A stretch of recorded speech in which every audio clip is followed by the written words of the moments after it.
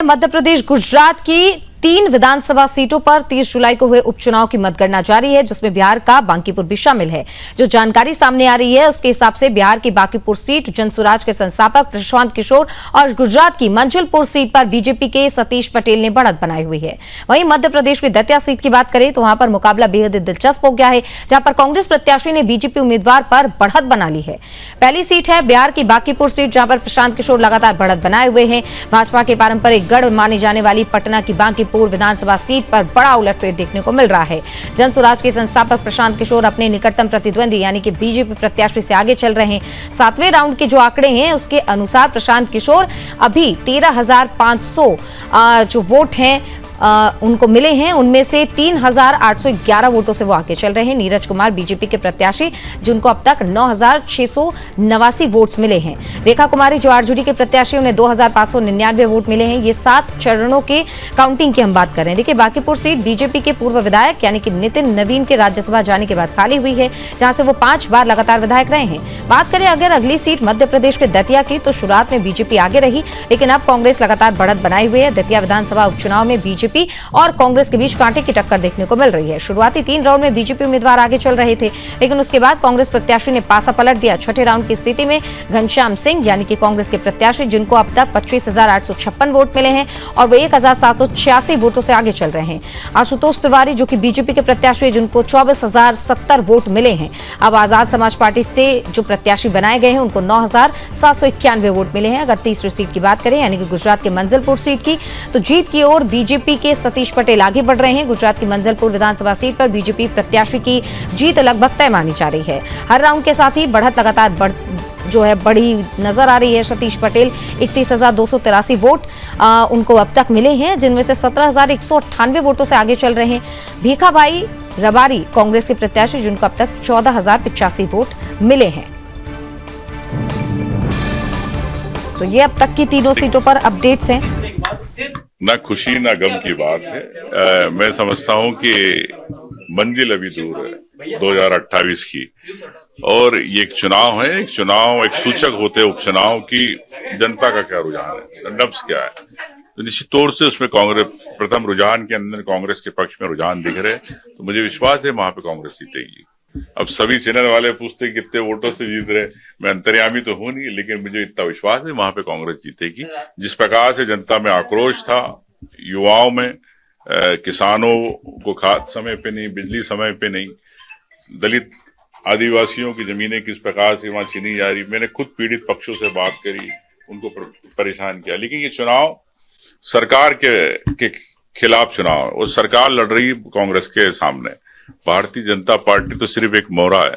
मैं समझता हूं कि आप भी जानते हो उपचुनाव के अंदर सर्वविदित है कि चुनाव जो उपचुनाव होते हैं उसके अंदर सरकार का तंत्र पूरा लगा रहता है, परोक्ष अपरोक्ष रूप से। लेकिन उसके बावजूद भी हम लोग अगर आगे है, तो निश्चित तौर से वहां की जनता को मैं कहना चाहता हूं जो कांग्रेस के प्रति शुरुआती रुझान में विश्वास दिखा रही है। अच्छी बात है, प्रसन्नता की बात है। भारतीय जनता पार्टी को बढ़ना ही चाहिए। सामूहिक प्रयास किए गए हैं माननीय हेमंत खंडेलवाल जी के नेतृत्व में। अच्छी बात है, प्रसन्नता की बात है।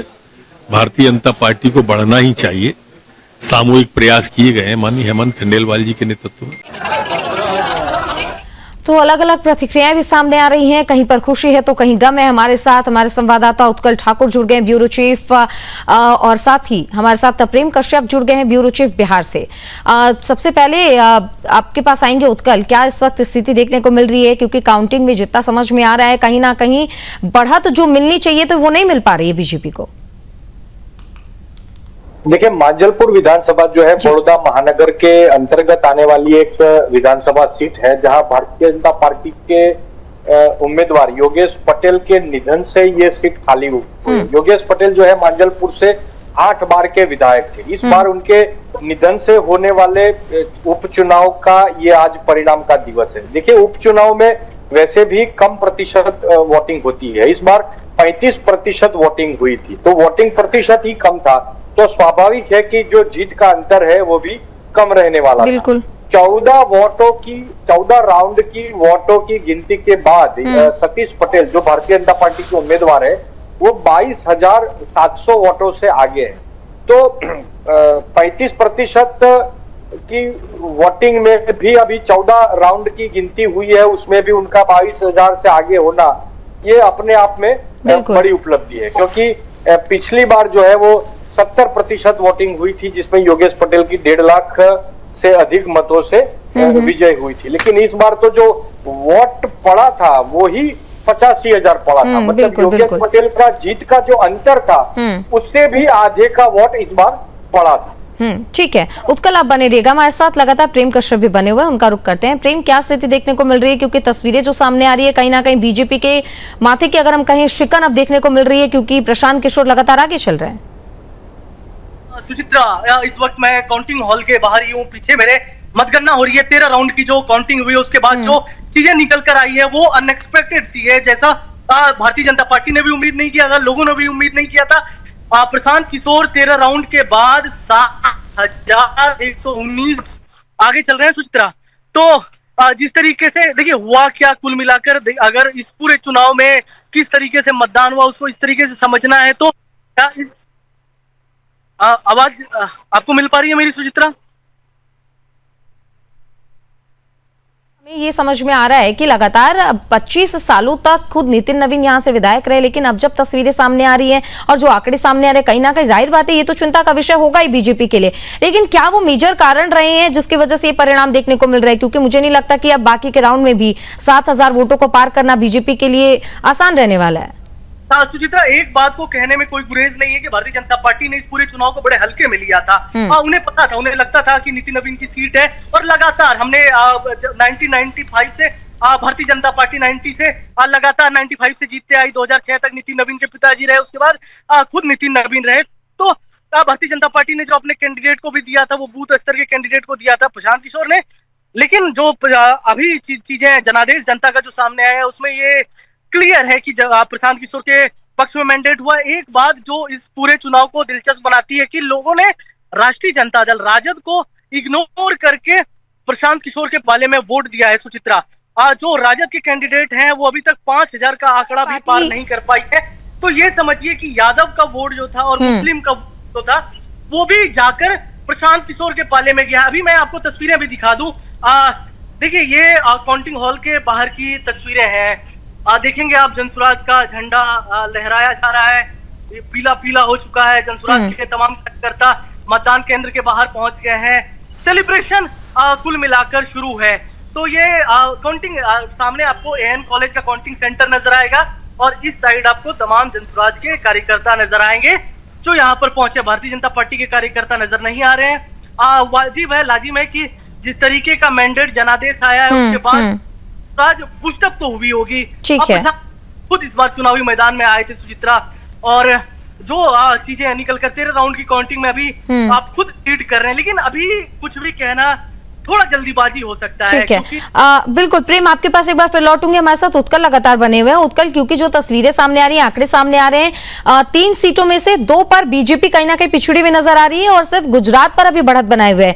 वहां पर सुरक्षा के भी खासतौर पर क्या इंतजाम किए गए हैं? खासतौर पर अगर हम बात करें, क्योंकि बिहार से जैसे खबरें आ रही है कि बीजेपी के कार्यकर्ता वहां पहुंचे नहीं है जश्न मनाने के लिए। गुजरात का क्या सीन लग रहा है? क्या वहां पर कार्यकर्ता पहुंचे हुए हैं जीत का जश्न मनाने के लिए? क्योंकि गुजरात में मुझे लगता है एक बड़ी जीत बीजेपी के हाथ लग सकती है। देखिए, ये भारतीय जनता पार्टी का गढ़ रहा है। बड़ौदा महानगर खुद में भारतीय जनता पार्टी का 40 साल से गढ़ है और यहाँ तो योगेश भाई 8 टर्म से विधायक ही रहे थे। तो मांजलपुर भी भारतीय जनता पार्टी का गढ़ रहा है। भारतीय जनता पार्टी के कार्यकर्ताओं ने विजयोत्सव मनाना शुरू किया है। कई कार्यकर्ता वहां पहुंचे हैं और सतीश पटेल जो इस बार के भारतीय जनता पार्टी के उम्मीदवार हैं, उन्होंने खुद जो स्वर्गस्थ विधायक थे जिनके मृत्यु पर ये उपचुनाव हो रहे हैं, वैसे स्वर्गस्थ योगेश भाई पटेल के घर जाकर के उनके परिवारजनों से भेंट की है और उनको शुभकामनाएं दी है और उनके परिवार की ओर से खुद को शुभकामनाएं ली है। एक जो शुभेच्छा मुलाकात होती है उस प्रकार की मुलाकात भारतीय जनता पार्टी के पदाधिकारियों के साथ उन्होंने की है। तो कार्यकर्ताओं में काफी उत्साह है और 8 बार से जो गढ़ रहा भारतीय जनता पार्टी का, योगेश भाई पटेल ने भारतीय जनता पार्टी को गढ़ बना के रखा था माजलपुर का, उसको सतीश पटेल ने बरकरार रखा है। ठीक है, हमारे साथ प्रेम भी लगातार बने हुए हैं। प्रेम, आपसे भी समझना चाहेंगे क्योंकि 3 में से जो 2 सीटें हैं वो बीजेपी के हाथ से लगभग जाती हुई नजर आ रही है, लेकिन जैसा कि आप कह रहे हैं कि अभी कुछ कहना बहुत जल्दीबाजी होगा, आपसे ये समझना है कि कितने राउंड की वोटिंग हो चुकी है, कितने राउंड की बाकी है, और जो समीकरण आप वहां पर मौजूद होकर देख रहे हैं कि वहां पर प्रशांत किशोर के जो समर्थक है वो सबसे ज्यादा संख्या में पहुंचे हुए हैं, क्या लगता है आगे क्या हो सकता है, क्या स्थिति वहां पर आप देख रहे हैं? सुचित्रा, 31 राउंड की टोटल गिनती होनी है। अभी तक 13 राउंड हो चुका है। अभी अनधिकारिक रूप से अगर आपको बता दें, इलेक्शन कमीशन के अकॉर्डिंग 13 राउंड हुआ है।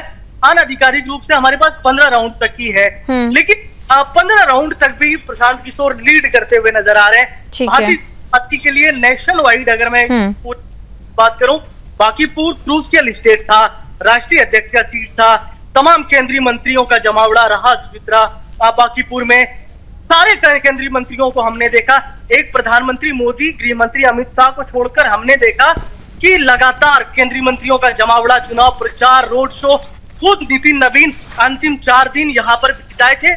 एक बात मैं आपको बता देना चाहता हूँ, और ये मतलब भारतीय जनता पार्टी को भी विचार करने की बात है कि जिस सीट पर खुद कैंडिडेट, जिस बूथ के कैंडिडेट थे, बूथ अध्यक्ष थे नीरज, जिस बूथ के उस बूथ पर भी हार चुके हैं, जिस बूथ पर उन्होंने वोट डाला था, जो उनका बूथ था, तो भारतीय जनता पार्टी के कैंडिडेट वहां से भी हारे। ठीक है, यानी कि साफ तौर पर कह सकते हैं प्रेम की आकलन करने की जरूरत बीजेपी को जरूर करेगी। हालांकि रिजल्ट का हम सभी को इंतजार रहेगा। आप दोनों का बहुत बहुत धन्यवाद। गुजरात से उत्कल हमारे साथ जुड़े थे और बिहार से प्रेम हमारे साथ जुड़े, उन्होंने ग्राउंड पर रहकर हमें तमाम इंफॉर्मेशन जो पहुंचाई है। हालांकि देखते हैं कि तस्वीरें कब तक साफ होती हैं।